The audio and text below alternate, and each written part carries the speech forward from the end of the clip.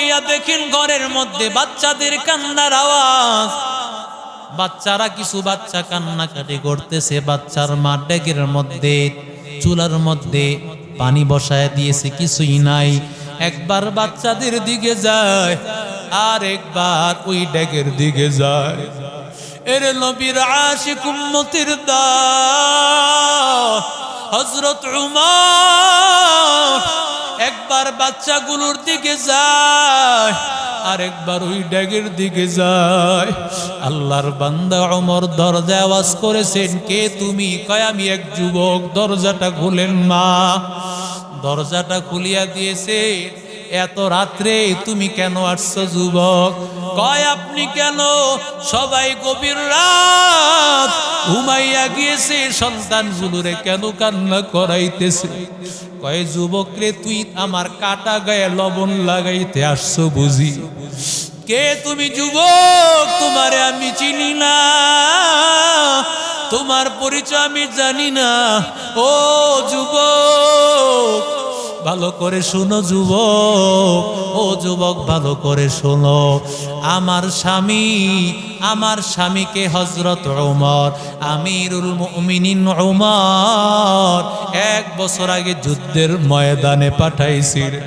যুদ্ধের ময়দানে ওমর পাঠাইছেন।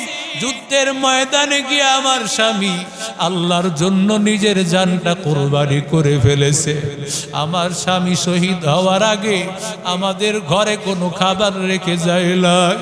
আজকে 1টা বছর আমি আমার সন্তানগুলো নিয়া বড় কষ্টে জীবন যাপন করতেছি, কত কষ্ট করে কাটাইতেছি।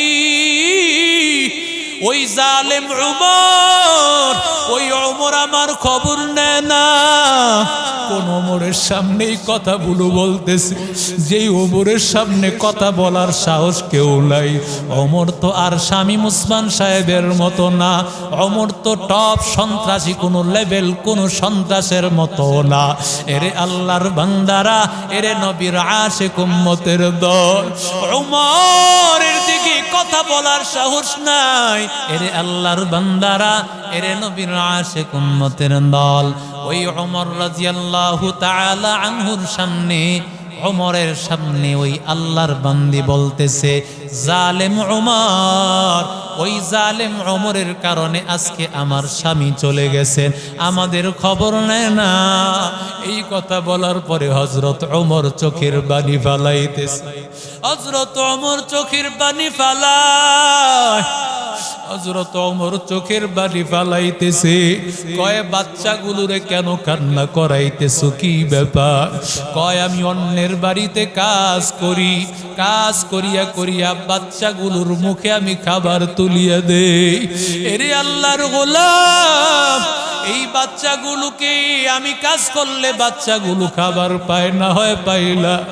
আজকে 3 দিন আগে আমার বাচ্চাগুলো খাওয়াইছি, 3 দিন হয়ে গেছে বাচ্চাগুলোর মুখে খাবার দিতে পারিলা। এরে আল্লাহর গোলাম, এরে যুবক, গত ঈদের মধ্যে আমার বাচ্চাগুলো বলতেছে, মা আমাদের ভালো কাপড় দিতে হবে, আমাদের ভালো কাপড়ের ব্যবস্থা করতে হবে। আমি বললাম না না, কাপড়ের ব্যবস্থা আমি করতে পারবো না, কাপড়ের ব্যবস্থা করতে পারবো না। এরে আল্লাহর গোলাম, বড় সন্তানরা বলে, মা আমাদেরকে না দাও, ছোট্ট ভাইটারে অন্তত দিবা, যদি না দাও আমরা কেউ ঈদের দিন ঘর থেকে বের হব না। সবাই ঘরের মধ্যে আমরা আব্বু আব্বু বলিয়া কাঁদবো, কারণ আমাদের আব্বু থাকলে আমাদের এই কষ্ট করতে হতো না।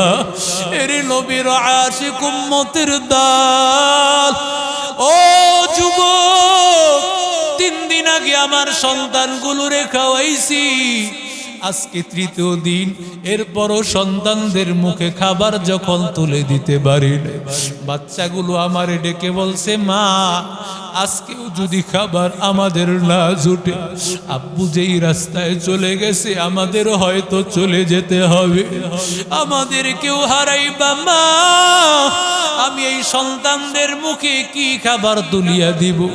এই জন্য আমি একটা ডেক বসাইছি, সন্তানদেরকে সান্ত্বনা দিছি, তোদের খাবার হইতেছে, একটু অপেক্ষা কর, একটু অপেক্ষা কর। তুই দুনিয়ার জমিনে তুই বড় আলেম হতে পারো নাই, দুনিয়ার জমিনে বড় কোনো মুহাদ্দিস মুফতি হতে পারো নাই, কিন্তু সন্তানটাকে লিআকজি ওয়ালাদিকুমুল কোরআন, সন্তানটাকে আশা করিয়া মাদ্রাসায় পড়াইছো, আদর্শনগর মাদ্রাসায় পড়াইছো। আল্লাহ, এরে আল্লাহর বান্দা যুবক, ওই মাদ্রাসায় পড়াইছো, সন্তানটাকে কোরআনওয়ালা হাফেজার আলেম বানাইছো, দুনিয়ার মর্যাদা চাও নাই, আমি আল্লাহ তাআলা আজকে তোরে সম্মান দিব, এমন 2 জোড়া পোশাক আমি আল্লাহ পরায় দিলাম, যেই 2 জোড়া পোশাকের মূল্য দুনিয়ার জমিনে কেউ দিতে পারবে না। এরে আল্লাহর গোলাম, এরে নবীর আশিক উম্মতের দল, তাকাইয়া দেখো আল্লাহর নবী রাহমাতুল লিল আলামিনের সাহাবী হযরত উমর, যেই উমরকে দেখিয়া সবাই ভয় পায়, যেই উমরকে দেখিয়া সবাই ভয় পায়, উমর আসতেছে, উমরকে দেখলে শয়তানও তো ভয় পায়, কথা কোন ঠিক না বেঠিক? এক রাস্তা দিয়ে ওমর যায়, ওই রাস্তা দিয়ে শয়তানও যায় না, কারণ এই রাস্তা দিয়ে ওমর, এই রাস্তা দিয়ে হাঁটা যাবে না। নবী বলেন, লাউ কানা বাদি নাবিয়ান লাকানা ওমর, আমার পরে যদি আল্লাহ কাউকে নবী বানাইতেন, ওমরকে আমার আল্লাহ নবী বানাইতে। এরে নবীর আশিক উম্মতের দল, ওই উমর, যে উমরের সামনে কেউ দাঁড়ানোর ক্ষমতা নাই, ওই উমর কোরআনের কারণে, কোরআনের পরশে আল্লাহ কেমন দামি বানায় দিয়েছে, আল্লাহ কেমন দামি, কেমন দামি, কেমন আল্লাহ দামি বানিয়ে দিয়েছেন। উমর রাতের বেলায় হেঁটে হেঁটে মাঝে মধ্যেই তিনি এলাকার খবর নিতেন। এখন তো এমন নির্বাচনের আগে দুলাভাই, কথা কোন ঠিক না বেঠিক? আর নির্বাচনের পরে শালা কইয়াও জিজ্ঞাসা করে না। এরে আল্লাহর গোলাম, নির্বাচনের আগে দেখবেন সালাম দেয়, এমনকি তাল গাছ বট গাছেরও সালাম দেয়, কথা কয় না? জেরে দেহে রে সালামও কি আসসালামু আলাইকুম আছে না নাই? আসসালামু আলাইকুম এটা কি দিলে? আর সালামের জবাবও তো আমাদের অনেকে দে, ওয়ালাইকুম সালাম, কথা কয় না ঠিক না বেঠ? সালামের হাত পাও ভাঙ্গা সালাম কয়, কি যে এক দুর্দশা বানাইছস। এই সুন্দর একটা রহমতের শব্দ, যেটা দিয়ে একজন আরেকজনের দোয়া করবি, এটার এই অবস্থা, সালামও তোরে লানত দেয়, কথা কোন ঠিক না বেঠ? নির্বাচনে দাঁড়াইছে, এখন যারে নারে যাকে দেখে তারই সালাম দেয়, সবাইরই সালাম দেয়। রাতের বেলায় গভীর রাত, সকাল থেকে রাত পর্যন্ত সালাম দিতে দিতে দূর থেকে এক লোক দাঁড়ায় আছে, লোকটারে সালাম দিছে, আসসালামু আলাইকুম, সালামের জবাব দেয় না। এ মনে করছে আপনি বুঝতে পারছে আপনি হয়তো বিরোধী দলীয় লোক হবে, বিরোধী দলীয় লোক হয়েছেন ভালো কথা, কিন্তু সালাম তো নবীর আদর্শ, নবীর একটা সালাম দিলাম, সালামের জবাবটা তো দিবেন। যদিও আপনি অন্য দলের লোক, সালামের সাথে তো হিংসা নাই, কথা কোন ঠিক না বেঠি? আরেকটু সামনে আগাইছে, আগায় আবার সালাম দিছে, এবারও সালামের কোনো জবাব নাই। কয়, আমি বিরোধী দলীয় লোক হইছি, কিন্তু আমি তো একটা মানুষ হিসেবেও তো সালামের জবাবটা দিতে পারে। আরেকটু সামনে গিয়া দেখে এটা একটা তাল গাছ। কি গাছ? এই নির্বাচনের সময় তাল গাছেরও সালাম দেয়, নির্বাচনের পরে আর জিজ্ঞাও দেয় না, কথা কোন ঠিক না বেঠিক? হযরত ওমর কি এমন কথা বলেন? ওমর বাহিরে খোঁজ খবর নেন। ওমর রাদিয়াল্লাহু তাআলা আনহু বাহিরে বের হইছেন। হঠাৎ করে তিনি এক ঘর থেকে কান্নার আওয়াজ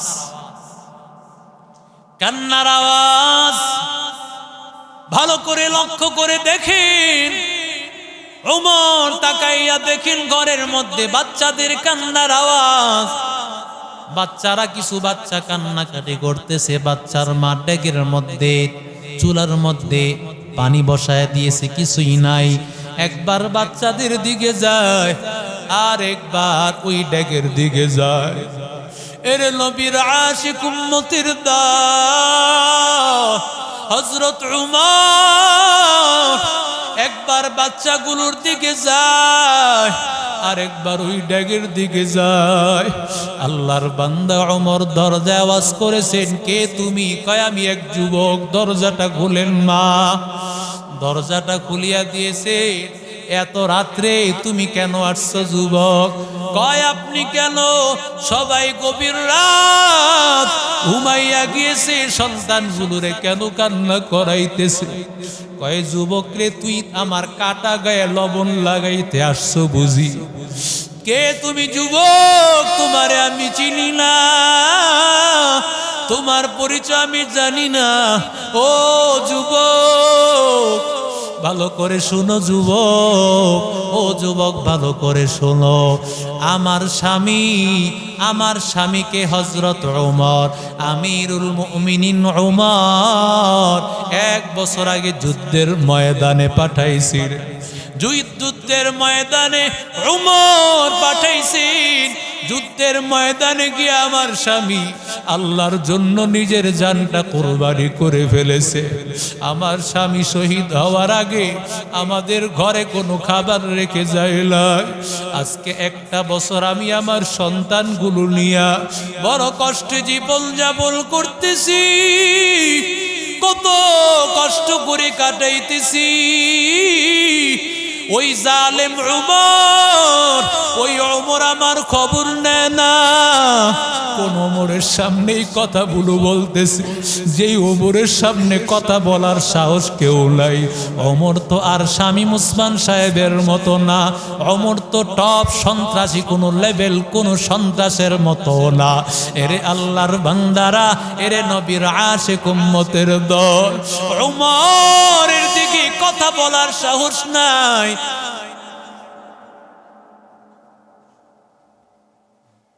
এরে আল্লাহর বান্দারা, এরে নবীর আশিক উম্মতের দল, ওই ওমর রাদিয়াল্লাহু তাআলা আনহুর সামনে, ওমরের সামনে ওই আল্লাহর বান্দি বলতেছে, জালেম ওমর, ওই জালেম ওমরের কারণে আজকে আমার স্বামী চলে গেছে, আমাদের খবর নেয় না।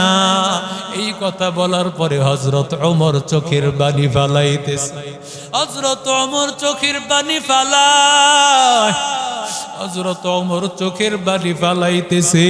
কয় বাচ্চাগুলোরে কেন কান্না করাইতেছো, কি ব্যাপার? কয় আমি অন্যের বাড়িতে কাজ করি, কাজ করিয়া করিয়া বাচ্চাগুলোর মুখে আমি খাবার তুলিয়া দেই। এরে আল্লাহর গোলাম, এই বাচ্চাগুলোকে আমি কাজ করলে বাচ্চাগুলো খাবার পায় না, হয় পাইলা। আজকে 3 দিন আগে আমার বাচ্চাগুলো খাওয়াইছি, 3 দিন হয়ে গেছে বাচ্চাগুলোর মুখে খাবার দিতে পারিলা। এরে আল্লাহর গোলাম, এরে যুবক, গত ঈদের মধ্যে আমার বাচ্চাগুলো বলতেছে, মা আমাদের ভালো কাপড় দিতে হবে, আমাদের ভালো কাপড়ের ব্যবস্থা করতে হবে। আমি বললাম না না, কাপড়ের ব্যবস্থা আমি করতে পারবো না, কাপড়ের ব্যবস্থা করতে পারবো না।